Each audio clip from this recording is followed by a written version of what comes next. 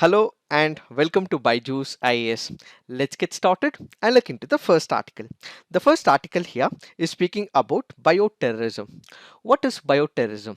This is nothing but intentional release of the viruses, bacteria, toxins or any other type of harmful biological agents into the environment by an enemy country so that they can destroy the animals and the human beings in that particular country is what is called as bioterrorism. So a bioterrorism is waging of war by an enemy country by using biological agents is what is called as bioterrorism. When you look at bioterrorism, how does it work? We have number of biological agents. Let's say for example the viruses or the example of bacteria, they are naturally available. These naturally available bacteria or viruses are also altered in the laboratory, and once they are altered, their resistance power to the antibiotics or any type of vaccines is comparatively increased so that they can become immune to these antibiotics or medicines. So what happens? The natural virus or the bacteria is taken to the laboratory, their structure is changed such that they become immune to these antibiotics as well as medicines. So the biological agents may be spread through the air, or it can be by the water, or it can be spread even by food as well. So the bioterrorism is one of the aspects by an enemy country to make sure that its enemy is hurt by death that is created by these biological agents. Now let's take some of the examples. Biological terrorism has been introduced in the ancient Rome, and back in the 14th century we have the bubonic plague, which was used by number of countries to infiltrate enemy cities.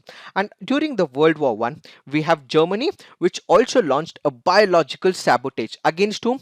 It was against the France, Romania, Russia and the United States of America by infecting the horses and mules with the glanders, which happens to be a virulent disease. So this idea of biological terrorism has been existing in the 14th century, and it has been continuing to haunt after World War I as well. And when we look into the year 2001, we also have an infectious anthrax which were delivered to the news media officers and the US Congress as well. These are some of the prominent examples as to when bioterrorism was engaged as a means of killing the human beings as well as creating a panic in that particular environment. Now the question is, why bioterrorism? There is nuclear terrorism, then there is conventional warfare as well, then there is chemical warfare as well, and there are other types of warfare indirectly like cyber warfare, so on and so forth. But the question is, why is that countries engage in the bioterrorism? That is because terrorists usually find these biological agents that are often difficult to detect. Why? Let me give you an example. Let's say you have the United States of America. United States of America launched the nuclear missile on Japan. So we got to know who exactly launched it, and we also got to know where was the landing site, and we were also able to detect it, and we were also able to make measures as well. But that is not the same when it comes to the biological terrorism. When it comes to the illness onset, when let's say for example you're using a nuclear missile, you would know when you're launching and when that particular launch pad vehicle will hit that particular enemy country. But when it comes to the biological terrorism, the illness onset is comparatively delayed as well. So no countries would be able to detect it. Even if they detect it, it will be after a considerable period of time. So the speed at which attack results is not immediate, but there is delayed or prolonged delay when it comes to its execution. So what will happen here is that other countries might not doubt the country which is the source country which has implanted this bioterrorism agent. When it comes to the bioterrorism agents, they are the common choice for couple of countries and terrorists as well. That is because they are easy to use, they are also inexpensive, they are easy to produce, they are easy to be sent as well, they are easy to disseminate, and they can also cause widespread effects to the enemy country according to that source country. Because it is inexpensive compared to the other modes of terrorist modules, that is why this is employed as a module. As a result, what it creates is huge panic in the people. So terrorists also use these biological weapons as a method for creating huge panic, massive panic, and small quantities of biological agents can also kill number of people, resulting in injury and also death as well. So, and the most important of all, there is uncertainty as well. Even if we suppose that there is a biological agent which is released into the environment, people might assume that it is a common cold, people might assume that it is common fever. They might not know that this is a new agent that which is led by the enemy. So because there is uncertainty, and because that country might not know and might not act immediately, that is the primary reason all these countries which are going with bioterrorism go with the option of bioterrorism over other types of agents. Now we have to understand is the major difference between bioterrorism and other forms of terrorism. When it comes to the site of attack, it is clearly not known when it comes to the bioterrorism. Why? Let's take the example of COVID-19. It is said that this was not created by China. That's what they say. That's what the World Health Organization say. But we still don't know whether this was created by China or not. But let's assume it is not created by China.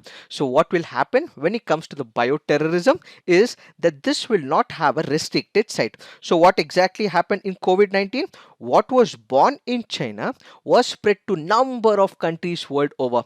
There is not a single country which is not impacted by COVID-19, but that is not the same when it comes to the other modes of terrorism. Let's say it is nuclear missile, or for example a chemical terrorist attack. In all these cases it will be restricted to a particular country, but that is not the same when it comes to the bioterrorism. So what is acted in a particular state can spread to different states or different countries or different site localities. So what we understand is that there are no boundaries when it comes to bioterrorism, but when it comes to other modes of terrorism, you can have a clear cut defined boundaries. So the scope or boundaries is unknown when it comes to the bioterrorism, and when it comes to the other modes, you usually have a well understood boundary.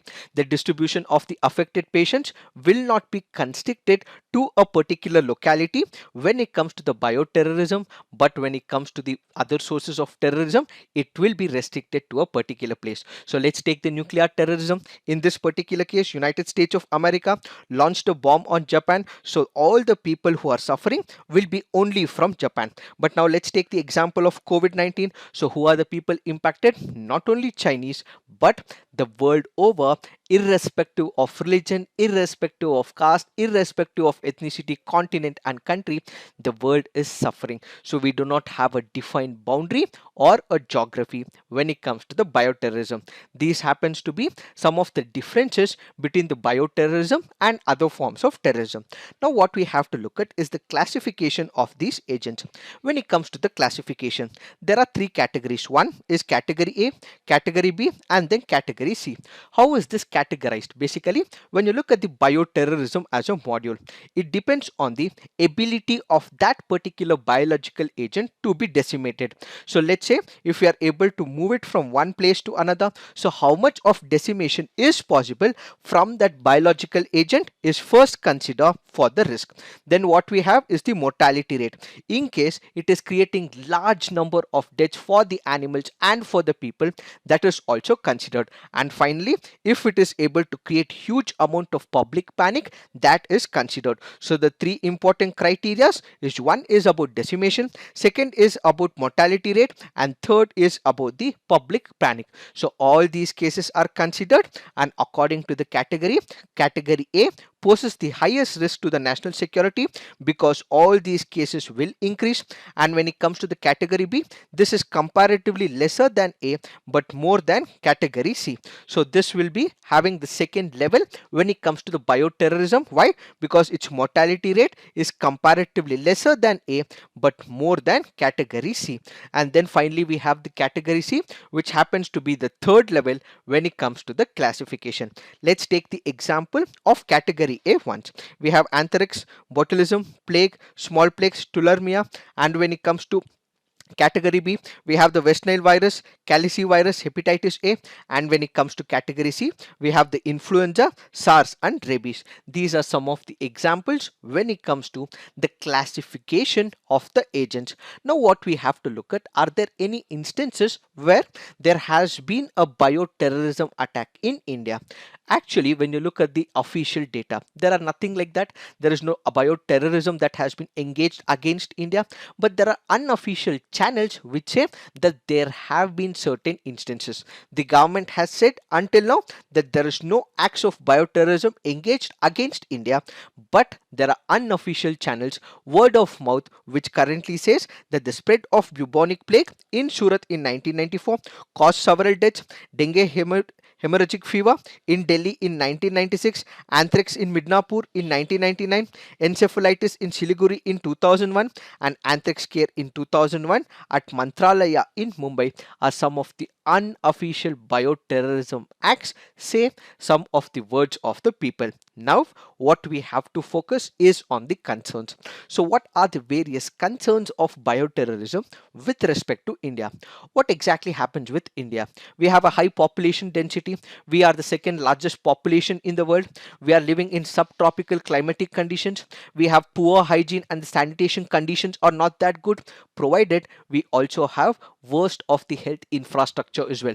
This is what we have been seeing when it comes to the COVID-19 as well. So because we have all these issues, inadequate medical facilities, non-availability of the medical services, because the number of doctors and the healthcare providers are also less, in case there is a bioterrorist attack initiated against India, India will be hurt very badly. The number of people who will be suffering will be more that we cannot imagine. So these are some of the concerns which India can be extremely susceptible to.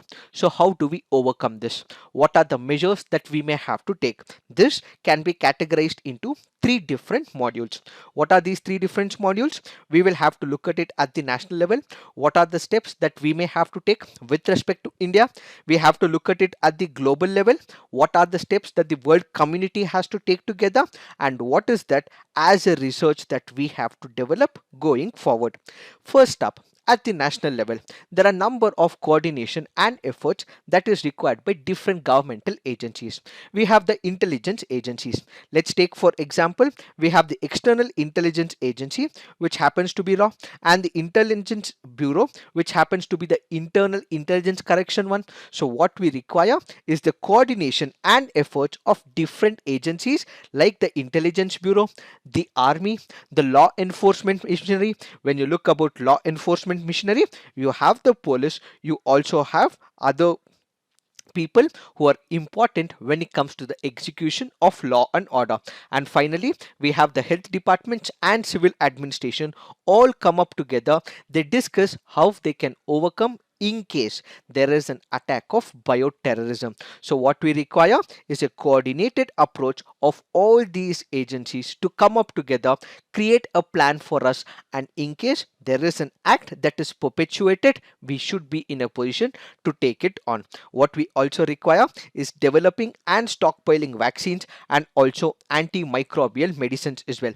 We will also have to make sure that how and who will be the first responders. In case of the first responders, it will not be the military, or it will not be the people who have muscle power or the machine power, but instead the first responders in this particular case is the health services. So what we require is infrastructural support and medical support that has to be provided. So the first responders will also have to be taught how to deal with the biological weapons attack, and we also have to refine the diagnostic laboratory capability, and we also have to come up with a clear cut structure as to who will do what when an attack takes place against India. As of now, we do not have a clear cut laws. As of now, we only have the Disaster Management Act, which speaks about the biological disaster. But what this article under this particular circumstance says, that we require a clear cut law, and that is what the Parliamentary Standing Committee on Health is recommending for the government of India. So it is recommending that since we do not have a clear cut laws, we do not have a clear cut structure, and hierarchy, what we require is a suitable law in terms of coming up with a law, a legislation, so that if there is an attack committed by an enemy country, in such cases, all that we need is a structure as to who will take the responsibility. So what we require is a law going forward at the national level. When it comes to combating the bioterrorism at the global level, what we require is the intelligence sharing and the rapid detection. So what is this intelligence sharing? Let's say, for example, China in this particular case, though COVID-19 is not a bioterrorism, that's what it is being said. If it is detected, China or any country for that matter will immediately have to share this particular information to the global community. So it can be the World Health Organization, or it can be any of the major countries as well. So identifying which is that particular agent, whether it is a virus, whether it is a bacteria or any other agent, so analyzing that particular pathogen and giving this particular information to the world over is the major point when it comes to the global level. So what happens? What we require is the rapid detection and surveillance when it comes to this particular biological agent, that whose information will have to be delivered to the global community. How do we do it? In a speedy way, in a uniform way, such that this will not create a chaos as it has happened in COVID-19 is what needs to be followed. And apart from that, we currently have the Biological Weapons Convention. India is also a signatory to the Biological Weapons Convention. So kindly remember, this can be an important question from your preliminary examination point of view. Is India a signatory to Biological Weapons Convention? The answer is a yes. And this Biological Weapon Convention also has many other countries as well. But what needs to be done going forward is strengthening this Biological Weapons Convention. So all the countries whose signatories, in case they are developing or producing or stockpiling it, there has to be a vigilant eyes on all these countries. So controlling the biological agents or the microbial growth with respect to the quantity has to be taken up more seriously, and strengthening the rules and regulations with respect to this weapon convention has to be taken up by the global community. And apart from that, what we also require is the biodefense research. So what is this biodefense research? In case there is an attack, we need the scientific community which has in its armory that there are tools and techniques to overcome this particular tragedy or this particular disaster. So what we require is the understanding the basic biology of the potential bioterrorism agents, understanding how this bioterrorism agent acts with the human immune system. So basically, once you identify this biological agent, understand and make a research as to how it is impacting the human immune system, and post that come up with remedial measures. So developing and improving drugs and vaccines that are effective against these bioterrorism agents is the need of the hour.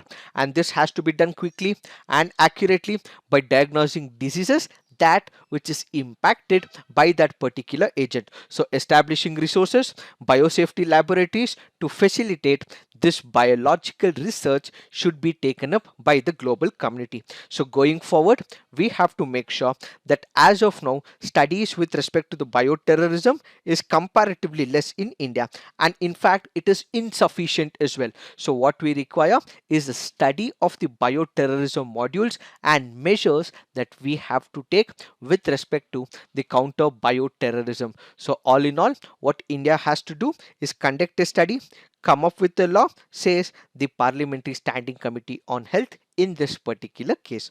It is this that we have to understand with reference to this article. Now let's look into the next article. This article says Tamil Nadu governor can decide on Perarivalan's release, says the Central Bureau of Investigation. This article here is speaking about the pardoning powers of the governor. Back in the year 1991, we have one of the persons called as Perarivalan. Back then, he was about 19 years of old. So what exactly happened? He was one of the person who was accused of planning an assassination bid against the former prime minister, that happens to be Rajiv Gandhi. Then what happened in 1991? He was arrested, and since it was a plot against the former prime minister, which is Rajiv Gandhi, he was imposed with death penalty. And back in the year 2014, he had already served about 23 years in jail term. So what exactly happened? The Supreme Court, with all the other evidences produced by the Central Bureau of Investigation and petitions filed in the Supreme Court of India, comes to know that he was not directly involved in the assassination bit. So initially his punishment was imposed to death penalty, but after all these evidences provided to the Supreme Court of India, the Supreme Court commuted his death sentence to life imprisonment. After this judgment was given by the Supreme Court, this person Perarivalan in the year 2015 approaches the governor of the state of Tamil Nadu. Why? Because he seeks pardon from the governor of Tamil Nadu. When no action was taken, a plea was again filed in the Supreme Court of India by the mother of this particular person. So in the year 2018, the Supreme Court directed the governor to decide the pardon plea as he deems fit. When this particular order was given by the Supreme Court of India, the Tamil Nadu cabinet recommended the governor to release all the convicts in this particular case. Now what we have to focus is on the constitutional angle. When you look into the constitution, we have article 161 of the Indian constitution, which speaks about the pardoning powers of the governor. Article 161 gives the governor the power to grant pardon, reprieve, respite or remission for the punishment in case there is an act that is committed by an accused against the laws established by the country. So in case there is a person who is put behind bars, then the pardoning powers for the governor is provided under article 161 of the Indian constitution. Now you might ask me a question. What is that question? The cabinet is actually the one who define it. It is the cabinet who actually say whether that particular person has to be released or not. The governor just happens to be a rubber stamp. But what is also required is that when the cabinet actually goes about giving this particular consent, the governor has to give his signature to this particular proposal. In this particular case of Perarivalan case, the governor has not given his signature, and that is where there is a constitutional grey area. What is the constitutional grey area? When he has to sign, at what time he has to sign, that is not defined in the Constitution of India, and there are no laws for the same as well. That is why it becomes a grey area. So the governor cannot reject the cabinet decision, but the statute or the constitution does not clearly prescribe a time limit for the disposal of this mercy petition, either for the governor or for the president as well. That has been a clear grey area when it comes to signing of this particular proposal which has been given by the cabinet. In this particular backdrop, let us try and compare and contrast what are the pardoning powers with respect to the president and also with respect to the governor. When it comes to the president of India, he can pardon, reprieve, respite, remit or suspend or even commute any types of punishments that which has been inflicted on a person. The same power has also been given to the governor as well when it comes to the state laws. So all those laws, in case it is made by the center or the concurrent list, such powers of remission, pardoning is given to the president and the central laws, and when it comes to the governor, it is for the state laws. So kindly note, for the central laws it is the president, and for the state laws it will be the governor. When it comes to the next important differentiation, what he can do, the president can pardon, reprieve or respite even the death sentence, but the governor cannot pardon a death sentence. This is the most important difference when it comes to the pardoning powers of the president as well as the governor. The president can pardon the death sentence. That is, let's say for example, there is a particular person who is supposed to be hanged tomorrow. If the president today decides that that particular person will be absolved of all criminal charges and he will be immediately released, that power is given to the president of India.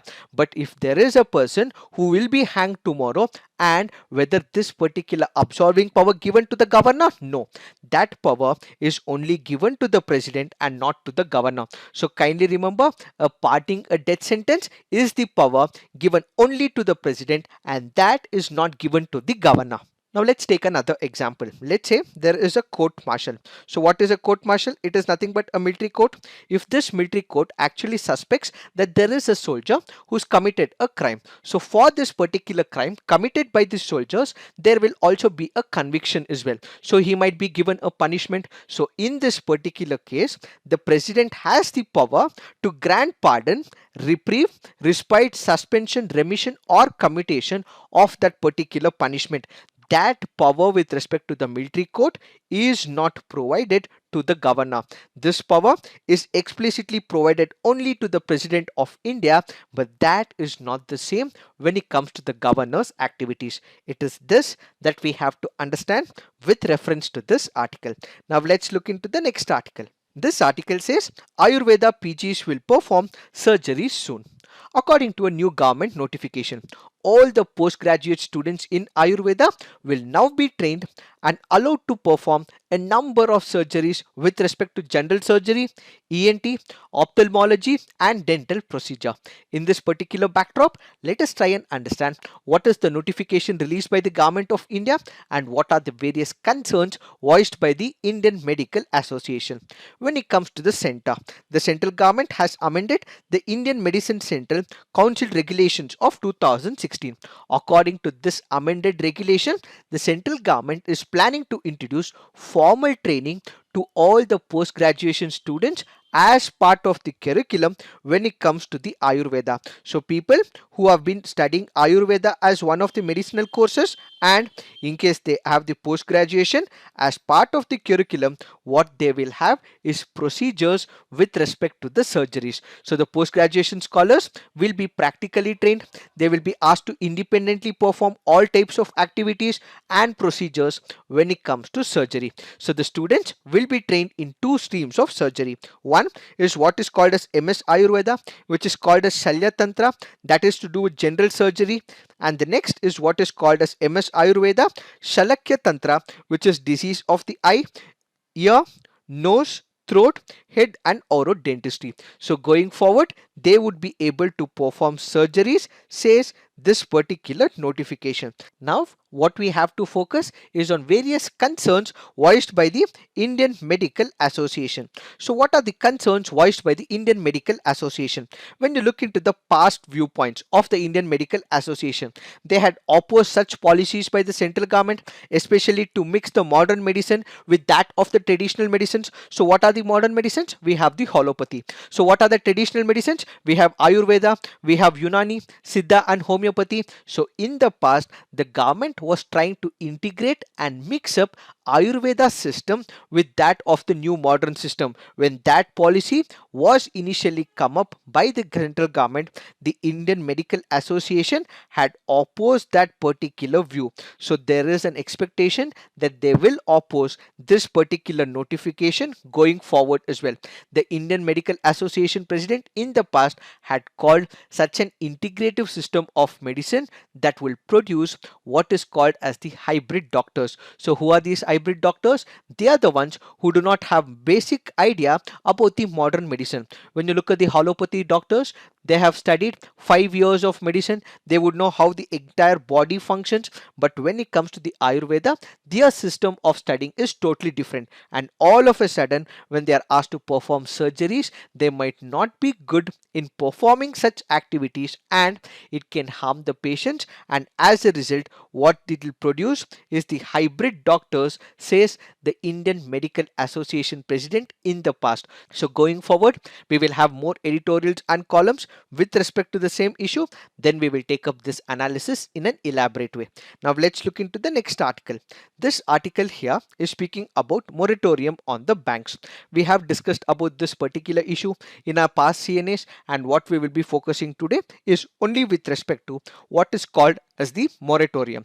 When you look into the RBI is the controller of the banking sector in India. So what does the RBI do? The RBI looks into whether a particular bank is operating in a right way, is it meeting all the criterias, and does it maintain and follow the policies given by the Reserve Bank of India.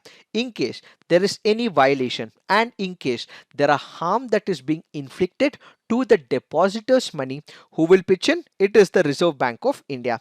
In a similar way, we had a problem with the Lakshmi Vilas Bank. So what was happening with Lakshmi Vilas Bank? With respect to Lakshmi Vilas Bank, there was a depreciation when it comes to its assets. What was happening? There was outflow of money and there was no inflow of money when it comes to this particular bank. So their credit worthiness was also lost. They were not making profits and there was depreciation when it comes to their wealth. The management was not keen in developing it, and since they did not have any assets or profits making, that is why RBI had to step in. So the RBI in this particular case, with respect to Lakshmi Vilas Bank, requests the central government to impose a moratorium. So what is this moratorium? Basically, this will be a time where the depositors will not be able to make any transactions whatsoever, and a particular amount will be fixed, and that amount in the present scenario is about 25,000, where they would be able to draw this money for a particular month, and more than this they will not be able to draw from this particular bank. Is it always same? No, says this particular article. So according to it, let's say for example I am a depositor in the Lakshmi Vilas Bank. I have a medical emergency. I may have to take 1 lakh or 2 lakh for the heart surgery or for the kidney issues. So in this particular case, if I'm able to show this to the bank and to the RBI, in that case I would be able to draw all the money or whatever is required for the medical expenses from that particular bank. So a moratorium is basically nothing but temporary suspension of the banking activities where depositors will not be able to take their money back. This is basically done in order to make sure that bank run does not happen in this particular case. Another important factor is, let's say there is the central government which has actually imposed a moratorium of about 30 days. So can it call it off even before 30 days? Yes. So in case it feels that all the issues are understood, the assets of the bank is understood, the liabilities of the bank is understood, and they would be able to make reformations when it comes to the banking sector, both in terms of governance or merging the banks, amalgamating the banks. In that particular case, 30 days needs not necessarily to be maintained. In fact, they can remove it even in 15 days or 20 days as well. So when does it come into play? It usually comes into play when the bank's net worth is fast eroding, when the depositors are withdrawing all their money and they are not making profits. That is when we will have the moratorium imposed by the central government with the words taken by the Reserve Bank of India. So what is the significance of this particular moratorium? Basically, it will give an idea both to the regulator and also to the acquiring bank certain amount of time, so they would be able to take stock of all the assets that are there, the liabilities that are there, and also come up with a plan so that they can revamp the entire structure. And at the same time, this will also protect the bank run, and it will also protect the interest of the depositors. And once this moratorium is lifted, all the activities will be taking forward as it was previously present. So this moratorium is a temporary suspension for the upkeeping or the protection of the depositors, says the author of this article. But to understand what is this issue on a comprehensive basis, you can look into our past few days CNA to understand this better. Now let's look into the next article. This article here is speaking about COVID-19 vaccine and the issues with respect to its availability. When you look at the COVID-19, it is bleeding the world.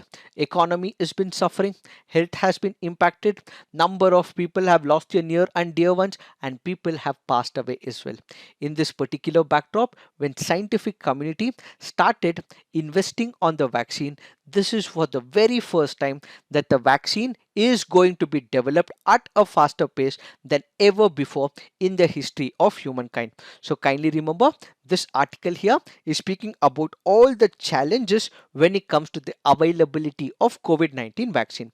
Let's say there are a number of vaccines that are to be implemented and executed and whose efficiency is more than 90%. If they come into reality and they become successful vaccines, there are issues when it comes to its execution and implementation and availability. So what are these challenges? The most important and biggest challenge is making these vaccines available and affordable. There are a number of vaccines developed by Pfizer, Moderna, Oxford University. Number of other vaccines are also being tested. If these vaccines are successful, will they be available to all types of people, whether the rich or the poor, and if they are able to afford as well? Is it going to be something where every person can afford it, or is it only going to be the ones for the rich, is what needs to be pondered as the first major challenge. The next major challenge is, let's say the vaccine is developed, it is present in the laboratory as well, and its success rate is more than 90%. Do we have the infrastructure to develop this vaccine for about 7 billion people? That is what needs to be done. So what will happen right now is that in case there is a successful implementation of a vaccine, do we have the infrastructure to produce so much of the vaccine for the entire humankind in this particular planet? So the investments to establish this massive infrastructure will require huge amount of money, billions of doses of vaccine, which again might be difficult initially, says this particular article. Once, let's say, even that hurdle is passed, we will have issues with respect to logistics. Why issue with respect to logistics? Let's say it is created in United Kingdom, or the medicine is present in, let's say, United States of America, or let's say it is in Russia, or it was discovered in India. If this has to be transported, how are we going to transport, and what will be the logistical cost? That is also need to be pondered, is the third major concern. The next major challenge with respect to its availability is what is called as deep cooling. Let's say there is a company called as the Pfizer. This particular company has basically made use of mRNA technology. So according to this technology, it will require deep cooling of the vaccine. If deep cooling is not provided, as it is getting transported, as it is moved from one place to another, what will happen to the vaccine is self destruction at the higher temperatures. So in countries which do not have a robust cold chain system, this vaccine might self destruct itself and it might not be useful, says this article. And finally, once this particular vaccine comes into implementation and it has had a success rate of more than 90%, then will it be given to the poor and the middle income countries, is another question being asked under this article. What we actually see of late is called as vaccine nationalism. So countries who are rich and countries who have developed this particular vaccine will first use this particular vaccine and then give it to the poor and the middle income countries. But ideally, it should be given to the healthcare workers and the civil administrative personalities who have been taking, or the COVID warriors. But instead, this vaccine will be given to that particular country, those people who have developed it, and only after it is left out will be given to the poor and the middle income countries. So these are some of the challenges when it comes to the availability of the COVID-19 vaccine, says this article. Now let's look into some of the preliminary practice questions. With reference to Subranareka River, which of the following statements is or correct? It flows through the Indian states of Jharkhand, West Bengal and Odisha. Karkai River is one of the major right bank tributaries. Which of the statements are correct? The answer to this is both. Why have we taken this practice question? Because of the reference given under this article. So kindly remember, when it comes to the Karkai River, it happens to be one of the tributaries of Subranareka River. So when you look at the Subranareka River, you have the right bank tributary, that is Karkai. It flows through the state of West Bengal, Odisha as well as Jharkhand, and also remember we have Karkai, which happens to be a right bank tributary, Kanchi, which happens to be a right bank tributary, and we also have Dulang, which happens to be a left bank tributary of the Subranareka. So kindly remember all these important facts. And we have the Icha Dam, which is constructed over the Karkai River. Consider the following statements. Only two Indians, former Prime Minister Indira Gandhi and industrial philanthropist J.R.D. Tata, have been awarded with United Nations Population Award. United Nations Population Fund is entirely supported by by the voluntary contributions and not by United Nations regular budget. Which of the following statements are incorrect? Since it is asking for the incorrect statement, none of the statements are incorrect. Why? Both the statements are correct. Why have we taken this practice question? Because of the reference given under this article. So kindly remember, when it comes to the United Nations Population Fund, their funding is completely supported by the voluntary contributions and they are not from the United Nations regular budget. Now let's look into the next practice question. What is Ekaharya in Bharatanatyam dance? It is where one dancer takes many roles in a single performance. The other three options are wrong, so the answer to this is A. Why have we taken this practice question? Because of the reference of Bharatanatyam given in this article. Now let's look into the next practice question. Which of the following statements is or correct about Bonda tribe? They are a tribal people who live in the hills of Odisha's Malkanagiri district. In Bonda society, women enjoyed a privileged position. They are a particularly vulnerable tribal group. Which of the statements are correct? The answer to this is 1, 2 and 3. Why have we taken this practice question? Because of the reference given under this article. So kindly remember, when it comes to the Bonda tribe, all the three statements given are correct. Now let's look into the next practice question. With reference to Kala Azar, which of the following statements is or correct? It is a tropical disease. Yes, this is right. It is caused by protozoan Leishmania parasite and is transmitted to humans by the bite of the infected female sandflies. Yes, this is right. India accounts for about 2/3 of the total global cases. Which of the statements are correct? The answer to this is 1, 2 and 3. Why have we taken this practice question? Because of the reference given under this article. What does this article say? According to the article, there has been a successful story of Vaishali district in the state of Bihar where they were able to control the menace of the Kalazar. How were they able to do it? That is through the informational campaign. Let's say there is a particular district and there are people who are suffering from this particular disease. First, identify them, isolate them and see where are the distributing pockets within that particular district. Once you have identified them, completely isolate them and make sure awareness campaigns are also initiated for the people in this particular disease. Then after that, hospital staff and medical doctors are also given knowledge about it.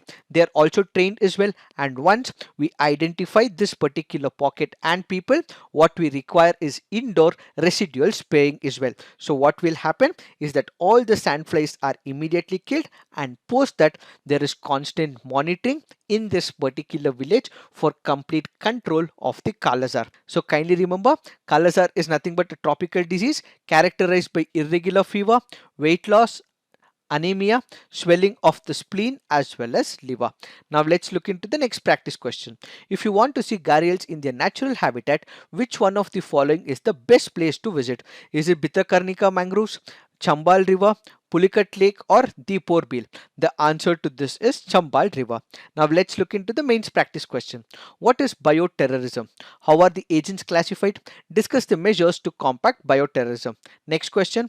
Compare and contrast the pardoning powers of the governor and president of India. So please write all your answers on the comment section, peer review and also come up with constructive criticism. So this is it for today. Thank you for watching. All the best.